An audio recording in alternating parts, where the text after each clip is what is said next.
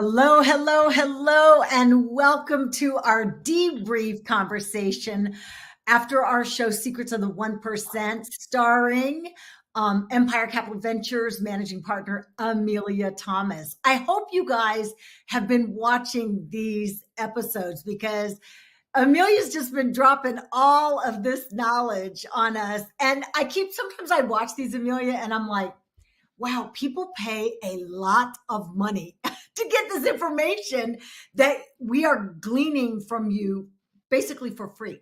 But not just that, we're getting the information that's in the piece, but then we have these awesome conversations with you so we can, sort of ask the questions, these burning questions that may not have been addressed. And so that's a wonderful thing as well. I'm your host, Renee Seiler, Amelia Thomas there in the box, and we're going to do a quick debrief of the episode that you saw tonight on Secrets of the 1%. This, Amelia, was a good one because it was managing financials during economic downturns. And we just came through a really, really tough time, didn't we? Absolutely. And unfortunately, I do not think the worst is past us. I think there was a lot of free money circulating in the economy, and we're seeing the effects of the restrictions in the marketplace now with the tightening of the interest rates and therefore the tightening of money that is flowing freely, with the Federal Reserve. And honestly, I think we do have more economic turmoil to come. We just don't know the time. We don't know the date. But I do think we are going to experience some effects similar to 2008 that we have not experienced just yet because the federal government has been pumping so much into its resources and government aid to keep the economy afloat. But that just cannot last forever. Right, right. If you guys are watching this live, you could be watching it on the Facebook page. You might be watching it on YouTube or on LinkedIn. Please go into the chat, say hello, say hi to Amelia, say hi to me, and leave your question. Let us know where you're coming in from and ask your questions. I'm telling you guys, you have her here right now. So ask the questions. You heard her just say that the worst perhaps hasn't happened yet. We might be waiting for another shoe to drop. And I remember 2008, and that was a really scary time. But there are things that we Mhm. should be doing right now to sort of protect ourselves, kind of, act as a buffer for when this happens. And tonight you talked about what W-2 employees should do and what business owners should do. So if you're a Mhm. W-2 employee and you're experiencing, tough times, you've been laid off or whatever, what should we do? So if you're a W-2 employee and you have been laid off, one of the first things that you absolutely should do if you have not done so already, is go ahead and apply for unemployment compensation. Do not wait. Sometimes it takes unemployment offices a few weeks to process claims, to get you approved. They also have to validate things with the employer. Sometimes that may take time as well. So that is the first thing I would absolutely advise someone to do is to do not wait. The second thing that I would advise them to do, if they have not already done so, is do everything possible to cut back on discretionary expenses. So Mhm. things that you absolutely do not need to make ends meet, go ahead and cut those things back. It doesn't mean that you have to eliminate those line items from your budget forever. It's just a right now thing, just to make sure that, hey, we can have more money at the end of the month, and that we can make our savings last until we can find additional employment or we can pick up some self employment income. The third thing that I would absolutely advise people to do is go ahead and maintain control over the things that you can maintain control of. So that is going to be figuring out what to do with your life insurance. That may mean that you have the potential to take advantage of Cobra.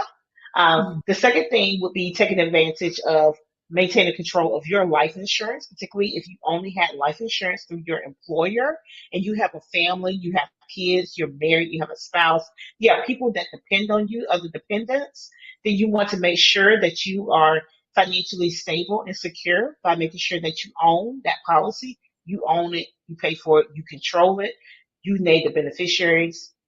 And then number three, I would also go ahead and initiate the process to roll over any assets that you may have had with that previous company. So if you had a 401k, you had a pension, and you're able to roll over those assets, I would go ahead and reach out to your companies like Charles Schwab, Fidelity, Vanguard, open those free traditional IRA, Roth IRA accounts, and roll those assets over into those accounts. That way, if you need that money, you can put your hands on that money instantly, and you're not waiting weeks on top of weeks to access it, because once you transfer that money from your employer's account into your own personal account, it is your money, it's in your control. If you needed that money the next day, you can put your fingers on it. Can I just confess something that's super petty to you right now? So everybody who's, let me just confess a really petty thing that I had left a job and I was like angry with them, but I still have money in my 401k. I'm just here to tell you that you can't root for their demise and have your money still there. No, no, absolutely not. What was you thinking, Renee? As soon I got to it, and I was like, okay, this is not going to work. I do have a question about this though.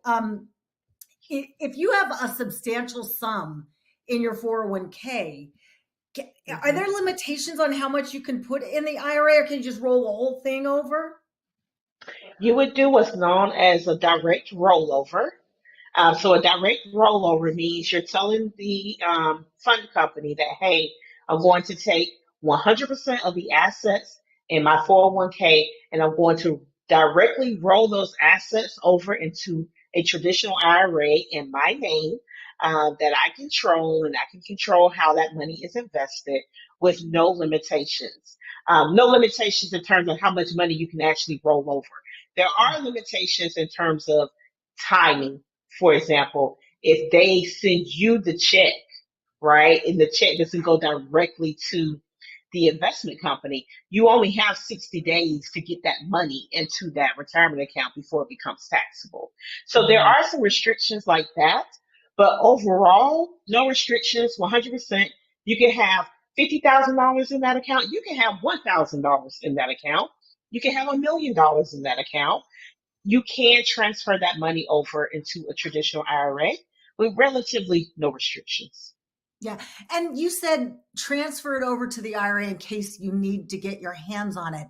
If you were to draw down on the IRA, would you have to Mm-hmm. pay taxes on it? Because we know 401k is pre-tax. So if you roll it over to an IRA and you have to dip into it for this sort of, stopgap measure, do you have to pay taxes on that?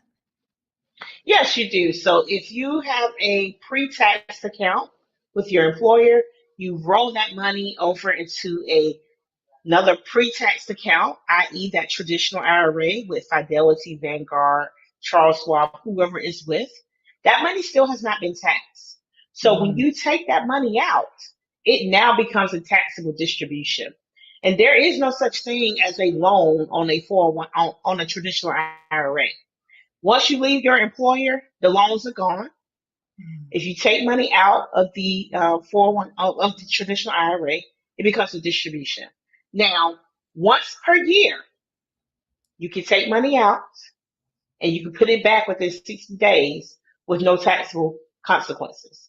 That can only happen once per year. And let me be clear, that is once per 365 days. Mm-hmm. Not So count. if you took money out June 8th, 2024, you can you have 60 days to put that money back, and you cannot do that again until June 8th, 2025. Mm-hmm. Mm-hmm. So you have to wait a full 365 days before you can do another rollover. So, you guys, I hope you're catching all this, but please come in, ask your questions. This is your opportunity. Let me ask you this, Amelia. Is that a last ditch effort? I mean, is that something we should do as a very last resort, touching that 401k money or For IRA some, money? that's an excellent question, Renee. For some people, potentially yes. For others, maybe not so much, depending on the other the other assets that they have available to them. So if they have other assets that's available to them that's liquid, it may make more sense for them to maybe draw down a little bit more on those assets first before touching money that's going to be taxable, money that's going to increase their taxable liability at the end of the year, particularly depending on how much money that they make. But if they believe that their taxable income is going to be lower, then hey, it may not be a bad idea to go ahead and draw down on some of those assets because your taxable income is lower because you work less time, and therefore the money that you take out of the traditional IRA may not hurt you um, as badly as it would have, had you worked a full year. But it also we also have the opportunity cost of what that money could be doing at a Mhm. pre-tax level that it's not doing because you have now taken that money out. So you do, in some cases, really need to sit down and evaluate what makes more sense.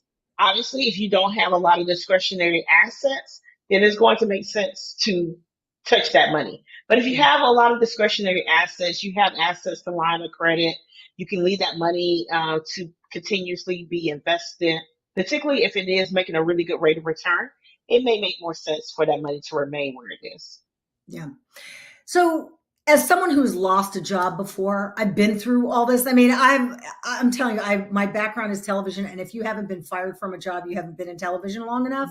So I remember that time, and I remember those times and how difficult it was. I would say the very first thing to me was like not to panic, that you Hmm. actually have to approach this with a calm and level head. One of your pieces of Hmm. advice, talk to a financial advisor, like, and Hmm. understand that, you're going to get through this. You may have to tighten your Hmm. belt. It may be difficult, but you're going Hmm. to get through it. And that's the thing that I would tell people if they were facing something like this, which is it'll be hard, and you're going to Hmm. stretch and you're going to grow, and it's going to be scary, but you are going to be able to get through it with good solid advice and information that you're giving us. One of the things also, Absolutely. Amelia, you talked about W-2 employees, business owners. That's like a whole different scenario, isn't it? Hmm. Absolutely. Business owners just have more things to consider during economic turmoil. Particularly if you have employees. If you have employees, you have people that work for you, people who rely on the income that business generates. You have some additional stressors, and you have some additional people that you have to think about during times of economic turmoil. So yes, the things that business owners would need to be concerned with are going to be different than what someone would need to be concerned with if they were working for someone as a W 2 employee. And that's why the first item on that list was a contingency plan. What is the contingency plan in the event disaster strikes? And economic turmoil, contingency plan is needed. It doesn't matter if it's due to economic turmoil. A contingency plan is necessary if your headquarters burns down. A contingency plan is necessary if half of your workforce gets sick and they Mhm. can't work. What is the contingency plan? So it's not just for economic downturns, it's for whenever a major disaster or catastrophe happens that significantly impacts the operation of that business. That's when the contingency plan should be able to come to life and be able to be implemented immediately. Um, Regardless of whether you're a W 2 person or a business owner, planning helps you prevent poor performance, right? It helps you be prepared. Um, and so we want to be prepared as possible in the event disaster strikes, and that contingency plan is very necessary. Yeah, so we talked about planning for this episode. Last episode, we were talking about estate planning and having the power of Yes. attorney and the durable POAs and power of attorney, Hmm. all those things. And these themes keep coming around and around and around. And it is Yes, making sure you have things in place before you actually need them to be in place. that's correct. Yeah. All right. Anything else you want to add about tonight's episode? Or let's see, we've got a few comments in here. Tanika says she didn't know that about a rollover. That's good. She says, in the past, my life insurance company allowed me to pay for my monthly payments from my policy payout and then pay it back later. That's good. Hi, Leslie. Leslie says, hello, everyone from Mighty Money Making MD. And then Rhonda Waters, hello from Maryland. So we got a couple of folks in here. Anything else you want to add that we should, that I didn't ask you about or you want to touch on? This has been a great series, Amelia. I feel like I know a little bit, just like kind of enough to be dangerous about financial planning and life and that sort of thing. But I feel like we're going even deeper, which is really exciting. Yeah, many times, Renee, many people believe that this information is not really applicable to them because they're like, oh, this is so elementary. Like, these are things everyone should know. But the reality is, there are millionaires walking around right now who do not know this information. And if something were to happen, they would be in trouble, and they would be in trouble soon because they don't have access to this information. So it is very imperative that you take this information to heart and know that these are just some foundational steps. This is not all. There are many other things that you probably should be doing to be properly prepared, but you absolutely need to have that conversation with your financial advisor, your financial planner, whoever's helping you managing your wealth to make sure that, hey, we are properly prepared in the event of a disaster. I think another thing that we should be thinking about is, hey, like, what happens if, one of our enemies across, the water and the lands, suddenly is able to attack us? How do we be prepared in situations like that? We can see that the world economy is becoming more volatile. We can see that the world political relations is becoming more volatile. How do we properly prepare for those things? So properly prepare for those things means that, hey, we have a plan, we have contingencies, not just financially, but even inside the home in terms of, just clothing, food, shelter, that type of thing as well. So like, there's just so many aspects with being prepared as it relates to financial planning and overall financial well-being, because at the end of the day, these things cost money. Every single thing that you do to be prepared for an economic downturn costs money. So plan as far ahead as possible, make adjustments as necessary, but you have to constantly plan and you have to keep that plan up to date. I think when people start businesses, they're all excited. We have business cards and we have a website and we have this and we have clients and we have that and the other. And this is the stuff that's not sexy, Renee. This is the stuff people don't like to talk about. Don't like to think about, Like we have 28 team members. I have to think about these things, Right. But like you said, and also for when you're a business owner, the whole goal is to be able to emerge from that, from that economic, upheaval and hit the ground running again. So in order to do that, you have to have your runway straight. You got to have a nice long runway that you can survive while times are tough and then get right back up and get business. So absolutely. Amelia, thank you so much. I really have enjoyed chatting with you. You always look like fresh as a daisy when we see you. Thank you. But really appreciate the information, the knowledge, the information, and the time, and have really enjoyed what you've been sharing with us. So thank you. No, thank you for hosting, Renee. I really appreciate all of your efforts and all of your hard work. All right. And for you guys at home, don't forget Amelia, how can they reach you? What's the web address is? Sure. So the website address is www.empirecapitalventures.com, or you can email us at support@empirecapitalventures.com as well.